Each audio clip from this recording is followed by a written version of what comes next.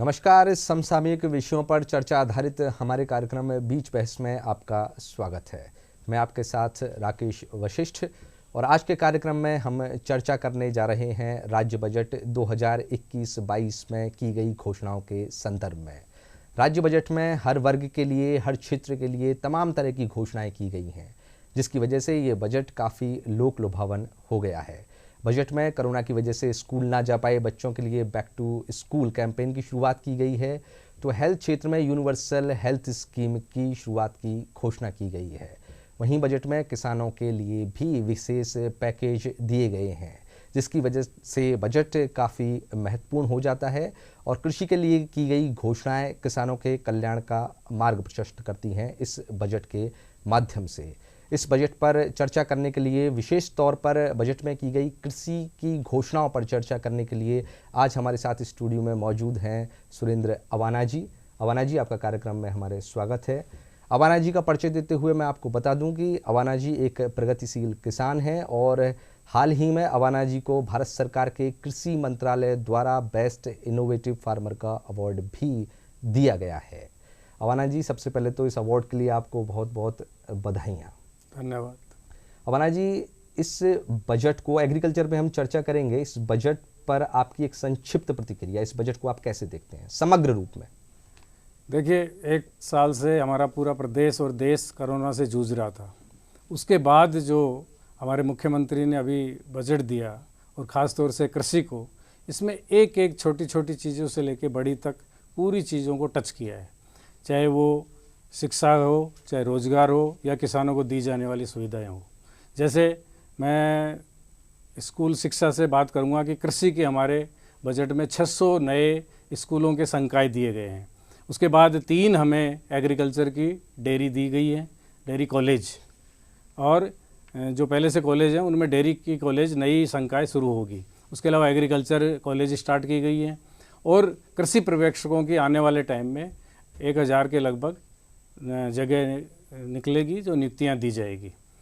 तो इस तरह से मैं कहूँगा कि शिक्षा को जो नीचे से कृषि शुरू होती है जहाँ से, वहाँ से इस बजट में किसानों को और बच्चों के लिए शुरुआत के लिए बहुत अच्छा बजट है। इस बजट में एग्रीकल्चर के संदर्भ में हम इसको एक एग्रीकल्चर का पैकेज कह सकते हैं क्या? बिल्कुल कह सकते हैं, क्योंकि देखिए आप कि एग्रीकल्चर के साथ साथ पशुपालन में इस बार 2102 जो एम्बुलेंस दी है, जैसे मानव के आदमियों के लिए है 1008, उसी तरह से ये पहली बार राजस्थान में किया है और ये तारीफ़े काबिल है। क्योंकि हमारे जो छोटे और बड़े पशु हैं वो कई बार ऐसी डिजीज़ होती हैं कि हम उनको हॉस्पिटल पांचबत्ती या कहीं आसपास बड़े ले जाते उनकी डेथ हो जाती है। तो ये बहुत अच्छा किसानों पे। आज हमारी गाय और बकरियां 20-20, 30-30 हज़ार की हो गई, गाय 1.5-1.5, 2-2 लाख की हो गई। अब उनको हम बचाना चाहते हैं, तो ये एम्बुलेंस का इसके बहुत अच्छे रिजल्ट आएंगे राजस्थान में। तो ये एक सराहनीय कार्य किया गया है। इसके अलावा सोलर पंप हैं, 5000 किसानों को सोलर पंप दिए जाएंगे, 5000 नए कृषि कनेक्शन दिए जाएंगे। और सबसे बड़ी बात यह है कि अभी तक सरकार जो एग्रीकल्चर में नवाचारी जो किसान थे उनको पुरस्कृत करती थी, पहली बार पशुपालकों को भी जो अच्छा काम कर रहे हैं उनको भी सम्मानित किया जाएगा राज्य स्तर पर। ये भी एक बहुत अच्छी शुरुआत की गई है। तो इस तरह से मैं मानता हूँ ऑल ओवर ये कृषि के लिए आने वाले टाइम में बहुत अच्छा बजट साबित होगा। आपने पशुपालकों के लिए 102 वेटरनरी एम्बुलेंस की घोषणा की बात कही आपने। ऑलरेडी गाँव में उस तरीके के केंद्र बने हुए हैं, इनके हॉस्पिटल्स जो हैं वो बने हुए हैं, तो ऐसे में 102 एम्बुलेंस कैसे महत्वपूर्ण साबित होगी?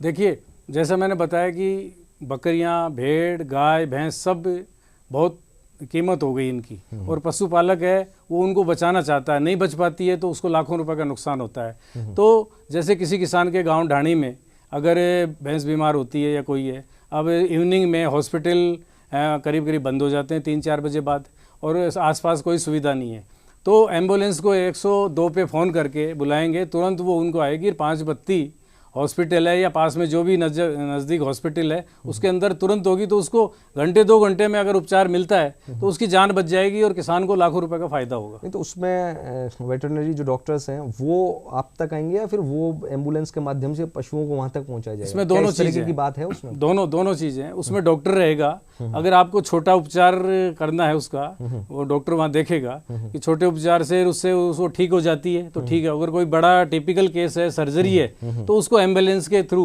बड़े हॉस्पिटल में जहाँ सर्जरी हो सकती है वहाँ भी ले जाएंगे। छोटी मोटी सर्जरी एम्बुलेंस के अंदर भी हो जाएगी। डॉक्टर, कंपाउंडर, जैसे हमारे आदमियों की ह्यूमन की एक एम्बुलेंस पूरी रहती है, उसी तरह से वो एम्बुलेंस होगी। मुख्यमंत्री ने एक कृषि से जुड़ी महत्वपूर्ण घोषणा यह की है कि अगले वर्ष से कृषि का सेपरेट बजट आएगा। कितनी बड़ी घोषणा है ये? बहुत बड़ी घोषणा है। मैं इसके आप देखेंगे, मैंने पूरी स्टडी की है कि इसके रिजल्ट कितने अच्छे होंगे आने वाले टाइम में। अगले 2-3 साल के अंदर इसके अच्छे रिजल्ट आएंगे, क्योंकि सेपरेट, जैसे हमें मुख्यमंत्री जी बुलाते हैं किसानों को सुझाव लेने के लिए बजट के ऊपर, तो हम वो शॉर्ट में दे पाते हैं और फिर बजट के अंदर पूरा डिटेल में नहीं हो पाता। अगर अलग से पूरी विधानसभा चलेगी, बहस होगी, बजट आएगा, तो मैं कह रहा हूँ छोटी छोटी चीज़ें जो हमारी कृषकों और पशुपालकों की जो छूट जाती हैं उस पर अलग से बहस होगी। तो मैं समझता हूँ कि इसका आने वाले टाइम में बहुत अच्छा फ़ायदा होगा, अच्छे रिजल्ट आएंगे, विधानसभा में अच्छी बहस होगी, एक एक बिंदु को टच किया जाएगा। इस अलग कृषि बजट के माध्यम से क्या कृषि में अलग तरीके के सुधार अपेक्षित हैं आप लोगों को? बिल्कुल। आज जो युवा है वो खेती को मानता है, खेती पशुपालन को, कि ये तो घाटे का सौदा है। और भारत सरकार और राजस्थान सरकार की इतनी अच्छी योजनाएं आई हैं, उनको अगर बताया जाए युवा को ढंग से और उनको इम्प्लीमेंट किया जाए, तो मैं समझता हूँ इस बजट के अंदर जब डिटेल में उनको बताया जाएगा तो युवा जो परंपरागत हमारी खेती है, गेहूँ जो चना है या बाजरा है, वो नहीं करना चाह रहा। युवा किसान ये देखता है कि हमारे 3 पीढ़ियों से करते आ रहे हैं, हम कभी लखपति नहीं बने, हमारा कर्जा तक नहीं उतरा, तो हम इस खेती से मोह भंग हो गया। लेकिन जब ये आज जो नई योजनाएं आ रही हैं भारत सरकार, राजस्थान सरकार की, अगर इनको ढंग से युवाओं को समझाया जाएगा, जैसे मैं एक छोटा सा उदाहरण दूं, किसान के खेत में आंवला पैदा होता है और वो 12 से 15 रुपए केजी बिकता है, और वो उसकी तुड़ाई, लागत, खाद, पानी, बीज के अंदर करीब करीब वो बराबर हो जाता है, उसको कोई बचत नहीं होती है। अब युवा किसान को समझा जाए तो आपके खेत में एक छोटी सी प्लांट लगाई जाए, यूनिटी लगाई जाए 2-3 लाख में, जिसको सरकार 50% सब्सिडी देगी, वैल्यू एडिशन करें उसमें। तो जैसे आंवले का 15 रुपये केजी आंवला मानते हैं, उसके साथ आप 35 रुपये और जोड़ दीजिए, जैसे चाशनी है और लेबर है, उसको गर्म करने हैं, बर्तन है, ये सारा करके 35 रुपये जोड़ दिए, 50 रुपये वैल्यू हुई। आप 100 रुपये किलो उस आंवला को, मुर्रबे को आराम से बेच सकते हो। तो 50 रुपये किसान को, जो अभी तक किसी तीसरे आदमी को मिलते थे, अब वो किसान को ही मिलेगा।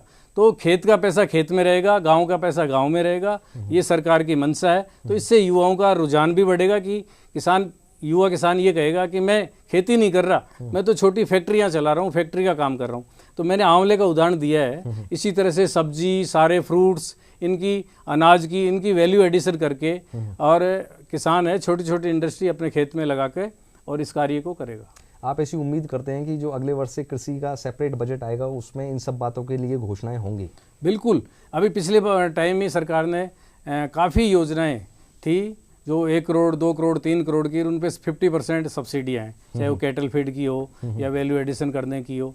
ये घोषणाएं करने के बाद बजट में डिटेल से सारे युवाओं तक, किसानों तक पहुंच नहीं पाती है। जब ये बजट अलग से आएगा और अलग से इस पे बहस होगी और सारी 5-10 दिन तक ये चलेगा, तो युवा इसको रोज़ देखेगा, तो फिर उसका रुझान बढ़ेगा कि हाँ, मैं पशुपालन भी कर सकता हूँ, मैं मछली पालन भी कर सकता हूँ, मैं जैविक खाद भी बना सकता हूँ, मैं वैल्यू एडिशन करके फ्रूट्स को भी बेच सकता हूँ, पॉली हाउस में सब्जी भी लगा सकता हूँ, इस तरह से पोल्ट्री भी है।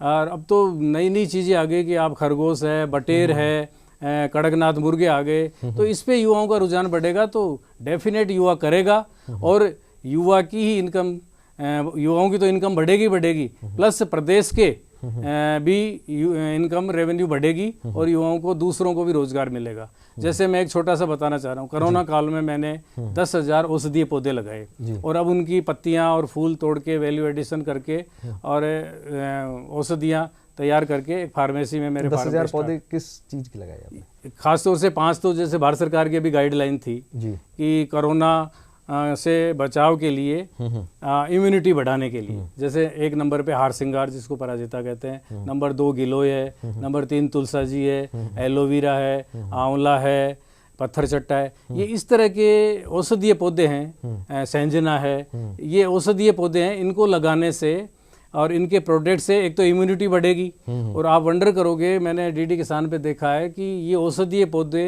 और हमारे मसालों की विदेशों में 4 गुना मांग बढ़ी है और कीमत भी बढ़ी है कोरोना के बाद। तो इसलिए मैं चाह रहा हूँ कि युवा है वो औषधीय पौधे लगाकर और अपनी इनकम खुद की भी बढ़ाएगा, प्लस अगर हम एक्सपोर्ट करेंगे उनको तो प्रदेश की इनकम भी बढ़ेगी और देश की भी इनकम बढ़ेगी और युवा है वो आत्मनिर्भर बनेगा। बजट में मत्स्य पालकों और पशुपालकों के लिए क्या विशेष घोषणाएं की गई हैं? देखिए, पशुपालकों के लिए नंबर 1 तो मैंने बताया कि ये आपकी एम्बुलेंस हो गई 102।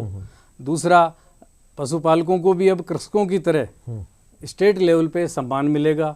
उसके अलावा एक रफ्तार पहले कोई योजना नहीं थी, पहले एग्रीकल्चर में थी, पशुपालन में सम्मान नहीं, पशुपालन में नेशनल लेवल पे था, स्टेट में नहीं था। ये पहली बार इस बजट में किया गया है। तो और इसके अलावा जैसे हमारी ये कामधेनु योजना है रफ्तार के अंदर, और इस बार पिछले 2-3 साल से दे रहे हैं, तो उसमें 11 लाख सब्सिडी है, 22 लाख का लोन है। तो इससे भी क्या है, युवाओं का रुझान बढ़ा है और वो अपने दूध की मार्केटिंग करेगा और उसके बाई प्रोडक्ट बनाकर उससे भी अच्छी इनकम करेगा। तो पशुपालन, उसके अलावा मछली पालन, जैसे हमारे यहाँ जयपुर जिले में और राजस्थान में जो पोली हाउस जितने लगे हैं उनके साथ एक फार्म पॉन्ड जरूरी है, और फार्म पॉन्ड में बरसात का पानी इकट्ठा होता है और उससे सिंचाई करते हैं। मैं कह रहा हूँ कि वो फ्री का तो पॉन्ड बना हुआ है सरकार की सब्सिडी से, और पानी बरसात का फ्री का है, तो क्यों नहीं उसमें मछली के सीड डाल दिए जाएं।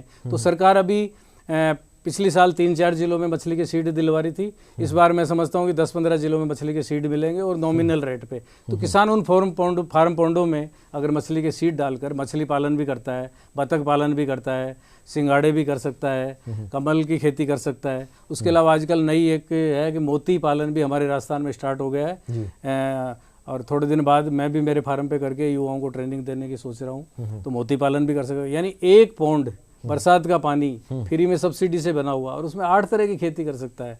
तो इसलिए ये इस बजट में भी पशुपालन और मछली पालन, पोल्ट्री और बतख पालन के लिए काफ़ी संभावना है। मुख्यमंत्री जी ने बजट में राजीव गांधी केंद्रों में, जो गांव में राजीव गांधी केंद्र हैं उनमें नए कृषि सेवा केंद्र खोलने की उन्होंने बात कही है। जी।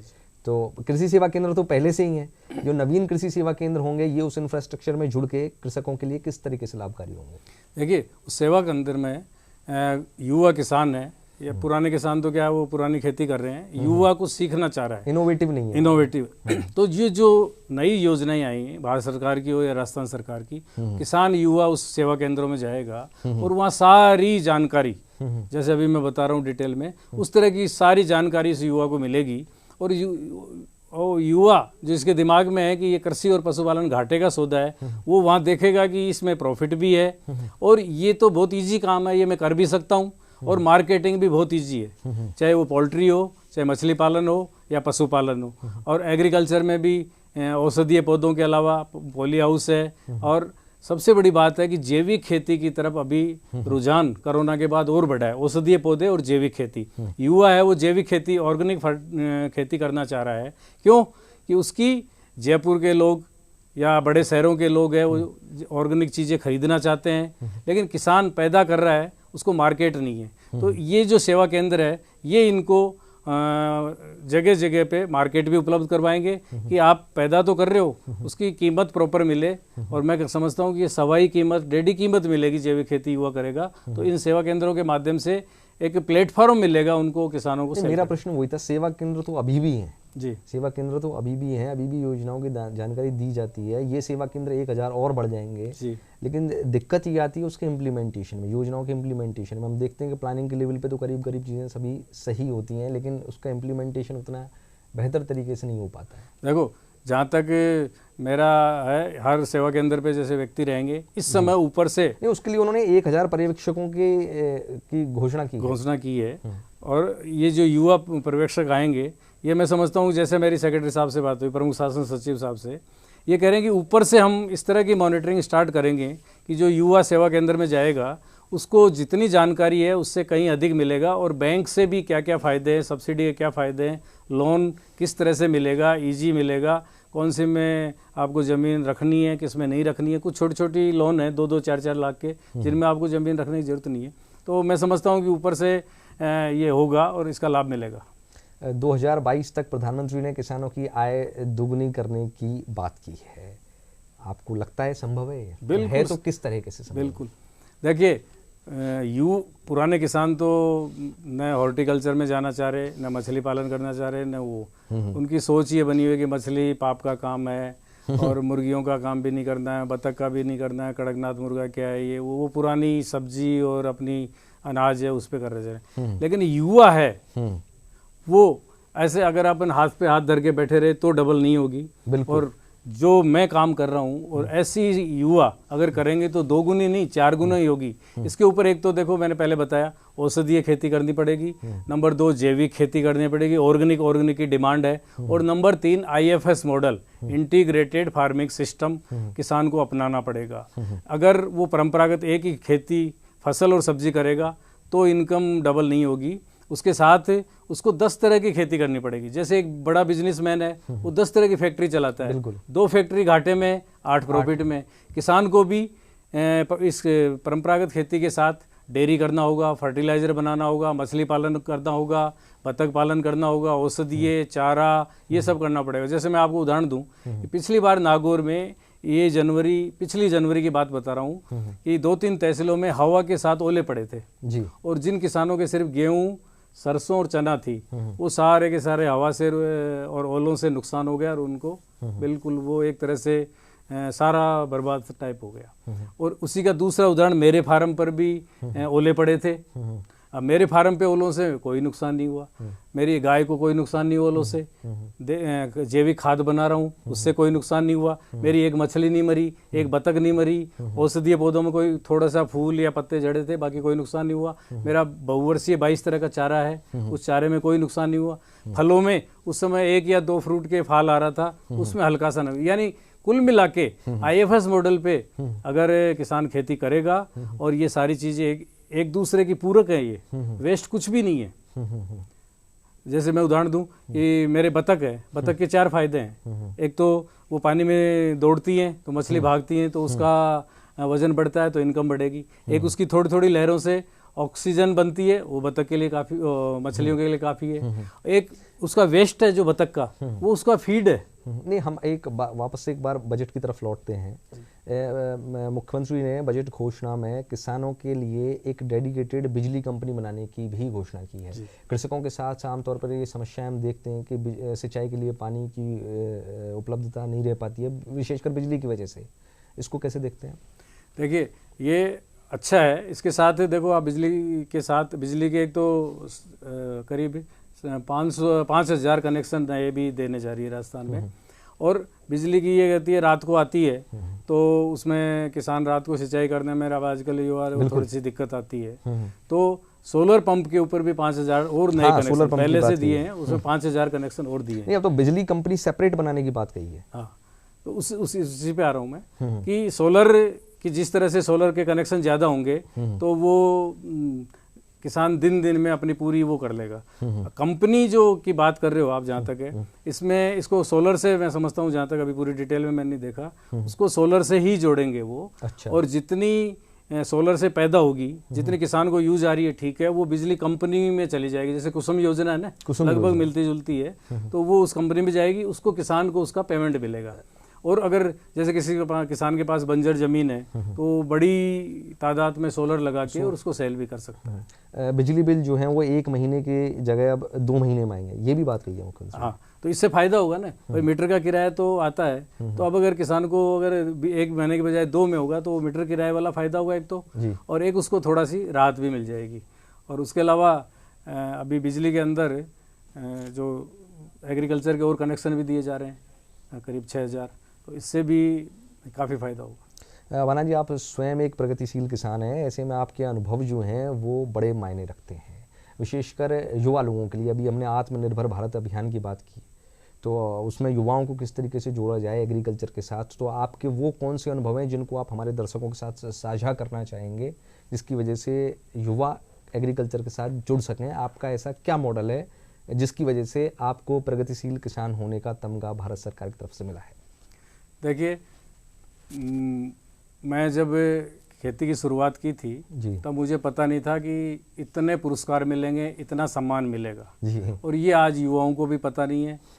और अभी देखो, इस साल में मुझे इस साल के पुरस्कार 4 नेशनल अवार्ड मिले हैं। अच्छा। हाँ, मैं 16 जुलाई को ICR डे था, उसका फाउंडेशन डे 92वां, उसमें मुझे नेशनल हल्दर ऑर्गेनिक अवार्ड और 1 लाख रुपए मिले। तो उसके बाद 1 नवंबर को IGFRI जो चारा अनुसंधान केंद्र झांसी में है, मेरे फार्म पे 22 तरह का बहुवर्षीय चारा है। अच्छा। और उनके कोरोना से पहले उनके डायरेक्टर और साइंटिस्ट दोनों मेरे फार्म पे आए थे। उन्होंने कहा कि हिंदुस्तान में किसी फार्मर के बहुवर्षीय चारा, बहुवर्षीय का मतलब 3 साल से 80 साल तक, जो एक बार लगा दो और काट काट के जानवरों को डालते रहो।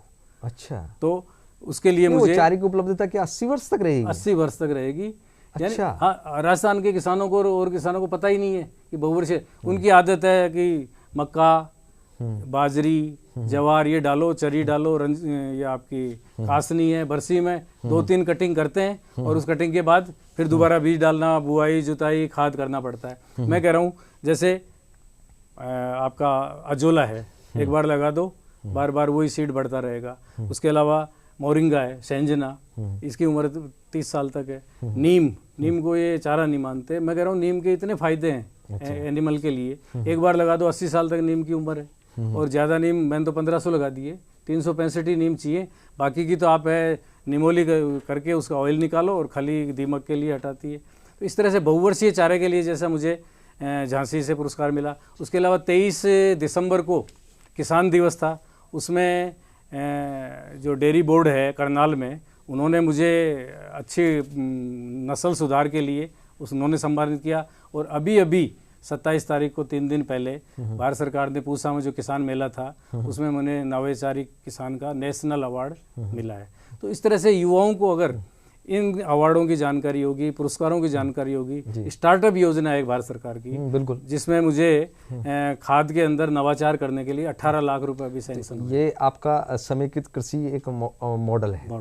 आप हमारे जो दर्शक हैं जो अभी टीवी देख रहे हैं, उनके लिए आप क्या संदेश देना चाहेंगे, जो युवा जो हैं वो जुड़े इससे? देखो, स्टार्टअप योजना ये बहुत अच्छी है। इसके अंदर आप एग्रीकल्चर में, खासतौर से एग्रीकल्चर बता रहा हूँ, इंजीनियरिंग की तो अलग है। एग्रीकल्चर में आप कोई भी नवाचार करो, और कोई अगर जयपुर जिले का किसान है, मेरे फार्म पे आके देखेगा, मैं 5 नवाचार कर रहा हूँ और उन पे सब पे प्रमोशन मिलेगा। ये किसी तरह का लोन नहीं है। मुझे जो 18 लाख मिलेंगे, मैं ऑलरेडी खाद बना रहा हूँ, इस खाद को और बढ़ाकर ज़्यादा से ज़्यादा किसानों को दूँ, ज़्यादा से ज़्यादा किसानों को बनाने का तरीका सिखाऊँ और जैविक खेती को और बढ़ावा दूँ।